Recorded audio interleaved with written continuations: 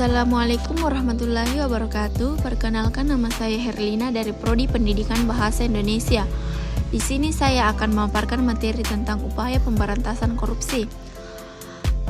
Upaya penanggulangan kejahatan korupsi dengan hukum pidana. Kebijakan penanggulangan kejahatan atau yang biasa dikenal dengan istilah politik kriminal atau criminal police oleh G. Peter Hoefnagels dibedakan sebagai berikut. Kebijakan penerapan hukum pidana atau criminal law application. Yang kedua, kebijakan pencegahan tanpa hukum pidana atau prevention without punishment. Yang ketiga, kebijakan untuk mempengaruhi pandangan masyarakat mengenai kejahatan dan pemindahan lewat mass media atau influencing view of society on crime and punishment through mass media atau media lainnya seperti penyuluhan, pendidikan, dan lain-lain. Melihat pembedaan tersebut secara garis besar, upaya penanggulangan kejahatan dapat dibagi menjadi dua, yakni melalui jalur penal dengan menggunakan hukum pidana dan jalur non-penal atau diselesaikan di luar hukum pidana dengan sarana-sarana non-penal.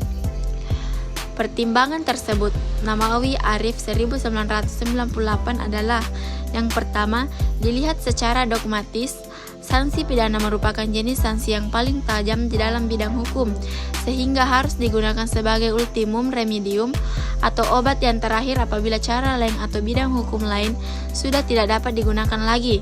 Yang kedua, dilihat secara fungsional atau pragmatis, operasionalisasi dan aplikasinya menurut biaya yang tinggi. Yang ketiga, sanksi pidana mengandung sifat kontradiktif atau paradoksal yang mengandung efek sampingan yang negatif. Hal ini dapat dilihat dari kondisi overload lembaga pemasyarakatan. Yang keempat, penggunaan hukum pidana dalam menanggulangi kejahatan hanya merupakan kurieren amsinton atau penyembuhkan gejala.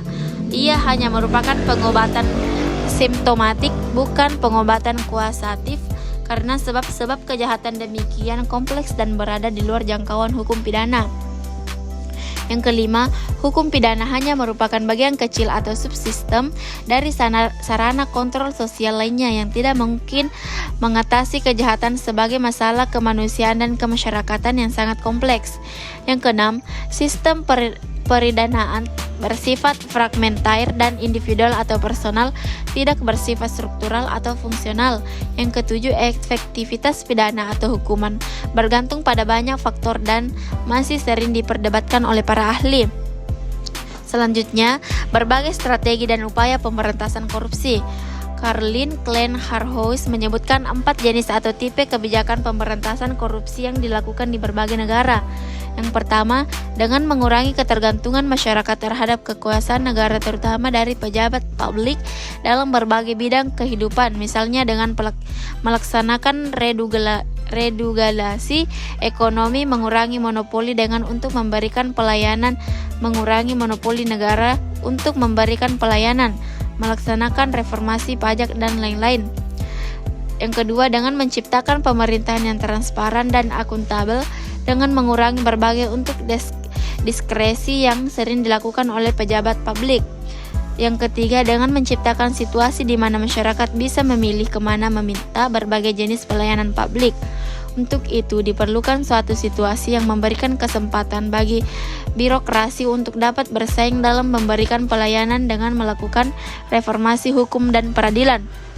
Kemudian, maka diperlukan beberapa strategi tersebut, diantaranya adalah pembentukan lembaga anti korupsi, pencegahan korupsi di sektor publik, pencegahan sosial dan pemberdayaan masyarakat, pembuatan berbagai instrumen hukum yang mendukung pencegahan dan pemberantasan korupsi, kerjasama internasional, monitoring dan evaluasi. Sekian dari saya. Assalamualaikum warahmatullahi wabarakatuh.